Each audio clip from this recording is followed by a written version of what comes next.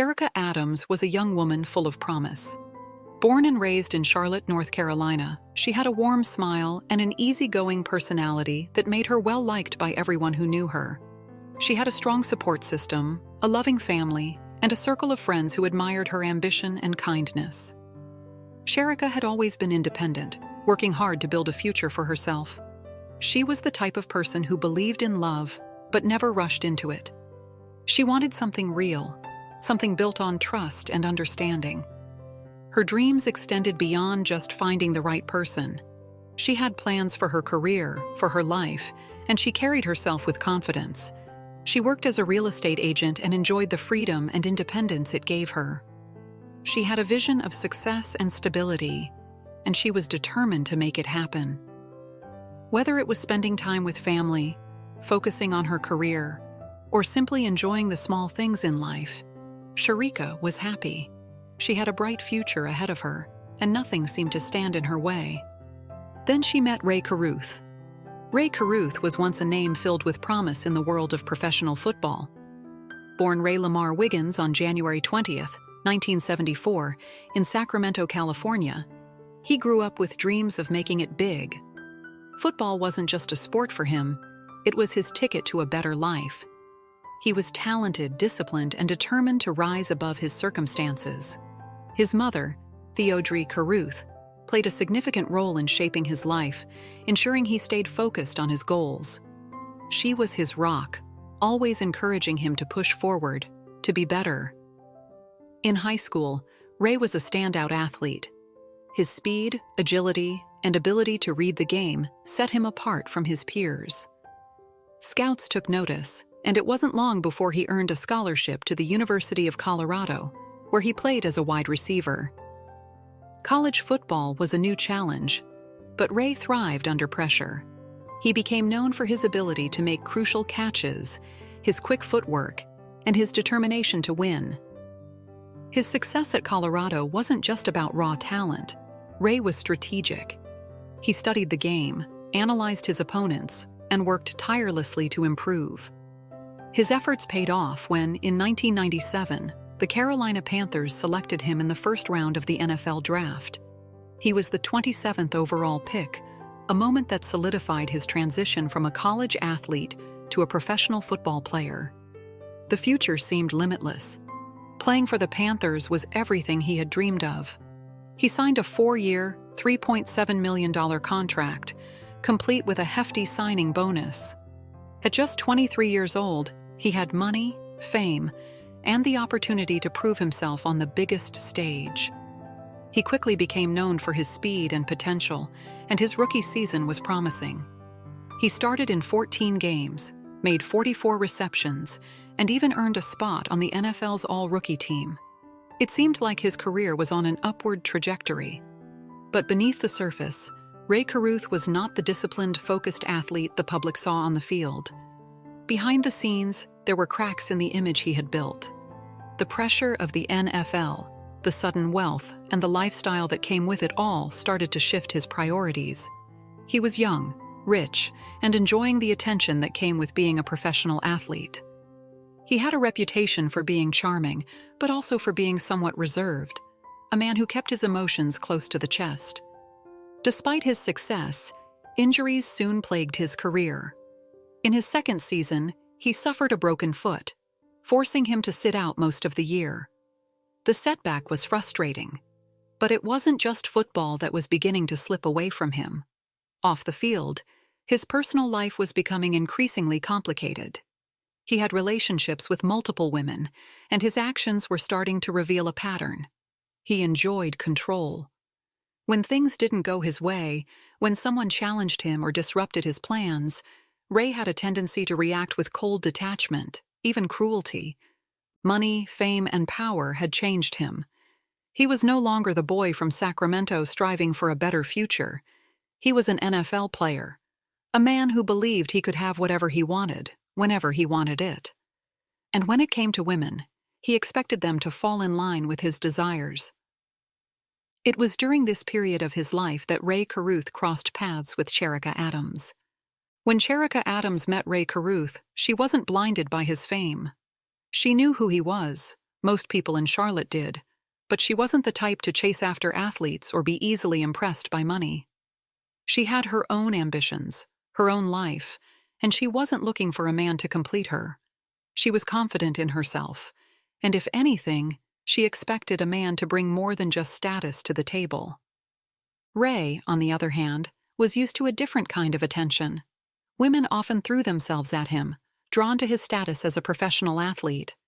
His relationships were often about the money and good times, and based on control. But Sharika was different. She was kind, independent, and carried herself with a sense of self-worth that made her stand out. At first, their relationship was casual. There was attraction, sure, but Sharika wasn't rushing into anything. She had seen how some women lost themselves in relationships with athletes, giving up their dreams to fit into a lifestyle that wasn't always real. She wasn't about to become one of them. Rae, however, was intrigued by her. She was beautiful, smart, and had a warmth about her that was rare in the world he had become accustomed to. But Rae wasn't a man who fell in love easily. He was calculating, always weighing his options, always thinking about what benefited him. He liked control, and he liked things to go according to his plan. Despite her independence, Sharika found herself drawn to Rae. There were moments when he could be charming, when he made her feel special. But there were also moments when something felt off. Rae could be distant, emotionally unavailable, and there was an air of unpredictability about him. Sometimes he would pull away for no reason, only to come back as if nothing had happened. Sharika wasn't the type to chase after a man, and she wasn't desperate for Rae's attention. She had her own life, her own responsibilities, and she wasn't going to put everything on hold for someone who wasn't willing to meet her halfway. But there was something about Rae that kept her from completely walking away. Maybe it was curiosity. Maybe it was the way he would sometimes show glimpses of vulnerability. Moments where he let his guard down just enough to make her think there was more to him than what he showed the world. Or maybe it was just the fact that, despite everything, she believed in giving people a chance. What Sharika didn't know was that Rae had a pattern. He had been in relationships before where things had gone wrong, where emotions had turned into complications, and complications were something Rae didn't handle well. He liked control, and when he felt like he was losing it, he made decisions that were cold, calculated, and self-serving. Their relationship was never one of deep romance or grand declarations of love. It was something in between, a connection that neither of them fully defined, but one that continued nonetheless. Rae wasn't the type to express emotions openly, and Sharika wasn't the type to force something that wasn't there. But everything changed when Sharika found out she was pregnant. When Sharika Adams found out she was pregnant, she was overwhelmed with emotions, excitement, nervousness, and a deep sense of responsibility. She hadn't planned for this, but she wasn't the type to run from life's challenges.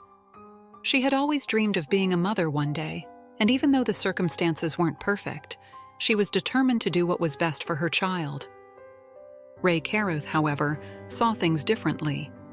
When she told him about the pregnancy, his reaction wasn't what she had hoped for. There was no excitement, no joy, just silence, followed by a tense, calculating expression. He didn't yell or panic, but there was a coldness to him that made Sharika uneasy. He asked her if she was sure. She told him she was. Then, almost immediately, he started questioning what she planned to do about it. He made it clear that this wasn't something he wanted. He wasn't ready for a child, and he certainly wasn't ready for the responsibility that came with it. Sharika wasn't naive. She knew this wasn't the reaction of a man who wanted to step up. But she also knew that she didn't need him to. She had a strong support system, her family, her friends, and most importantly, she had herself. Whether Rae wanted to be involved or not, she was going to have this baby. Rae, however, saw the situation through completely different lens. This was not just about a child. It was about money, and his career, and also about control.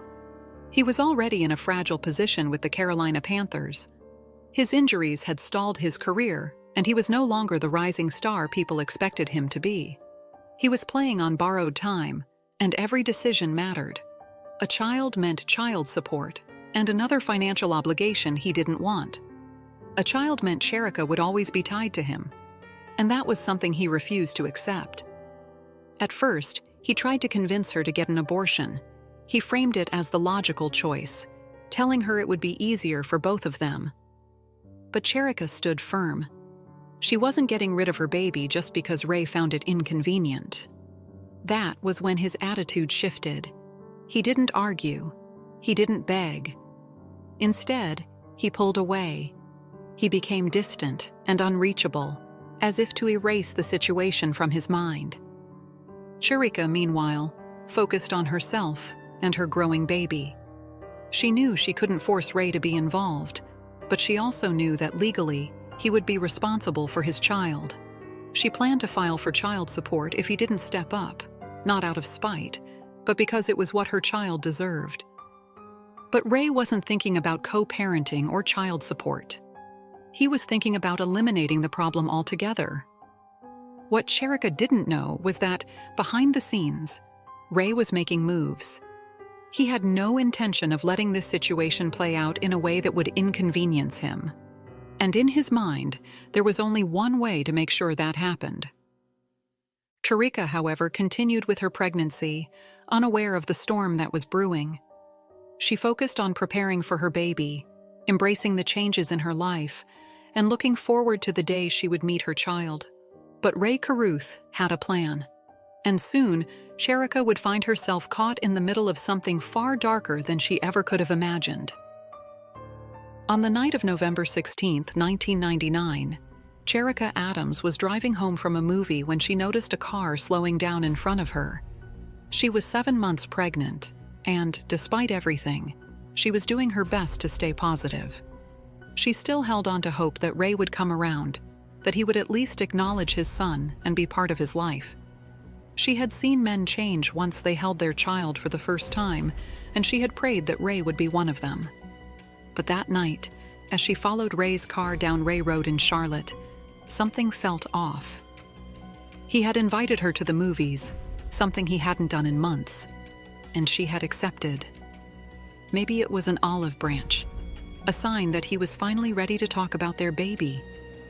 She wanted to believe that, but something about the way he was acting didn't sit right with her. Then suddenly, his car came to a stop in front of her. Before she could react, another vehicle pulled up alongside hers. A dark figure emerged from the passenger side, raising a gun. In an instant, gunshots rang out, shattering the quiet of the night. Pain exploded in Sharika's body as bullets tore through her car, through her flesh. Her vision blurred, her mind reeled. She couldn't breathe. Her hands trembled as she struggled to reach for her phone. Rae's car was still ahead of her, motionless. He didn't come back. He didn't help. He just drove away. With every ounce of strength she had left, Sharika dialed 911. "I've been shot," she gasped. "Rae Carruth did this to me." Even in her weakest moment, she knew the truth had to be told. The investigation. Paramedics arrived minutes later, finding Sharika barely conscious but still alive. They rushed her to the hospital, where doctors worked frantically to save both her and her unborn son. The damage was severe. 4 gunshot wounds to the neck and torso had left her critically injured. Yet, against all odds, her baby boy, Chancellor Lee Adams, was delivered via emergency C-section. He was alive, but the trauma of the shooting had deprived his brain of oxygen, causing permanent cerebral palsy. As Sharika fought for her life in the ICU, detectives began piecing together what had happened. Her 911 call was a crucial lead. She had named Rae Carruth directly. Police quickly learned that the car that had pulled up beside her belonged to Van Brett Watkins, a known criminal and hired hitman. It wasn't long before Watkins, along with 2 other accomplices, were arrested and began revealing the horrifying truth. Rae Carruth had orchestrated the attack. His motive? He didn't want to pay child support. He didn't want to be tied to Sharika for the next 18 years. In his mind, The simplest solution was to get rid of both mother and child. The manhunt. When news of Rae's involvement broke, the public was stunned. A former first-round NFL draft pick, a man who had once been celebrated for his talent, was now wanted for conspiracy to commit murder. But Rae wasn't going to face justice willingly. Instead, he ran. Days after the shooting, authorities issued an arrest warrant, but Rae had already vanished. The search for him became a national spectacle, dominating headlines and sports networks. It wasn't until 4 days later, on December 15, 1999, that U.S. Marshals found him hiding in the trunk of a car in Tennessee. He was curled up in the fetal position, carrying a bottle of his own urine, trying to evade capture. Justice for Sharika. When the trial began, Sharika had already passed away. Her strength became an inspiration to all who knew her story. Despite her wounds, she testified from her hospital bed, making sure that everyone would know what Rae had done to her. But tragically, just a few weeks later, on December 14, 1999, she succumbed to her injuries. She was only 24 years old. Her death turned the case from attempted murder to murder. The evidence against Rae was overwhelming. Phone records, witness testimonies, and his own attempt to escape justice painted a clear picture. But despite the damning evidence, Rae Carruth was not convicted of first-degree murder. Instead, in 2001, he was found guilty of conspiracy to commit murder, shooting into an occupied vehicle and using an instrument to destroy an unborn child. He was sentenced to 18 to 24 years in prison, far less than what many believed he deserved. Life after the verdict. Chancellor Rae Adams survived, but his life would never be the same. The brain damage he suffered left him with lifelong disabilities, and he would never know his mother. His grandmother, Sharika Adams, stepped up to raise him with unconditional love and devotion, making sure that despite the horrific circumstances of his birth, he would always know he was wanted. Rae Carruth served nearly 19 years behind bars before being released in 2018. He left prison a free man, but the world he returned to was not one that welcomed him. He expressed regret, even reached out to Chancellor's grandmother in an attempt to reconnect, but the damage had been done. The other men who assisted in the murder of Sharika Adams all faced legal consequences, though their fates varied. Van Brett Watkins, the hitman who pulled the trigger, pleaded guilty to second-degree murder and was sentenced to 40 years in prison. He remained incarcerated for over 2 decades until he died. Michael Kennedy, the driver of the second vehicle, received an 11-year sentence for conspiracy to commit murder and was released in 2011. Stanley Abraham, who played a minor role, served only 90 days in jail. While Rae Carruth eventually walked free, the lives of everyone involved were permanently scarred by the crime they committed. The story of Rae Carruth is one of wasted potential, of selfishness, and of the devastating consequences of one man's inability to take responsibility for his own actions. But more importantly, the story of Sharika Adams is one of strength, of bravery, and of a mother's love that refused to be silenced, even in her final moments. Would Sharika Adams still be here today if Rae Carruth had simply walked away instead of plotting her murder? Make sure to like and subscribe to Tales of True Crime and Dark Deception for more stories like this.